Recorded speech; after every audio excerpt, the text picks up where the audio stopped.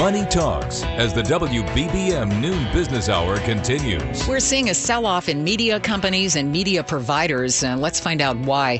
Talking with Tim Hanlon, founder and CEO of media consultancy firm Vertere Group here in Chicago. Tim, thanks for joining us today. Hi, Chris. Thanks very much. What's going on here?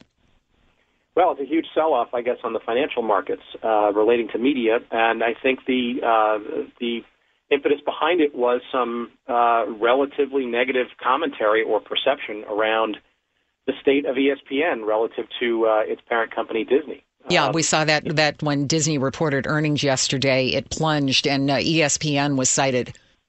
Yes, and indeed, and ESPN, arguably is the bellwether of the cable industry, the whole cable television model. And I think a lot of people are starting to ask the question, if ESPN is having some choppy performance issues and may not be sort of the golden goose it has been in the past, where are all the other cable networks and channels in the mix of that by comparison? And I think that's what you're seeing reflected in the marketplace both yesterday and today. Does it make sense that we would see a reaction like this since the whole landscape is changing right now?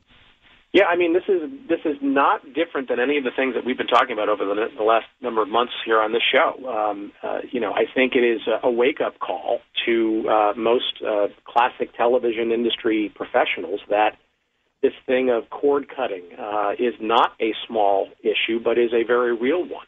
This ability for consumers to find and select the channels and the programming that they want more directly, independent of maybe a network operator or paying for a package of channels that they don't want, is well underway. And I think it's a rough admission that the landscape is changing, and perhaps a bit more rapidly than most people would like to see. Interesting. Disney is saying, and I emphasize they're saying, that they're going to keep the current model for ESPN, that is, package it with the cable companies, rather than going with the individual app for a phone or a tablet, such as CBS, NBC have been doing with their networks.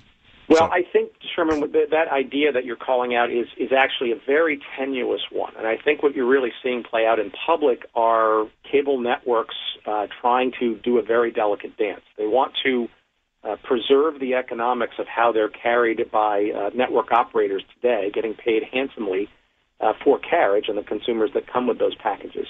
But ESPN is probably also perhaps the most progressive of the cable channels out there, along with HBO and perhaps Showtime and a handful of others, to actually push the envelope on more direct-to-consumer offerings by themselves. Tim, do you think that any of this is going to force the cable companies, the major players, Comcast, Time Warner, et cetera, to begin lowering rates for customers? Yeah, I not only lowering rates, but I think it's also decoupling packages and unbundling them and creating more digestible packages where people can put and piece together things that they want themselves, some of it a la carte, some of it just in what they call skinnier bundles of choice. All right, so the consumer may win something here. Thanks very much, Tim. Tim Hanlon is founder, CEO of media consultancy firm Vertere Group. I'm looking at a package here. The media companies, Comcast, CBS, Viacom, et cetera, all down. The one that is up, Netflix, up 1.25% in a down market. That about says it all.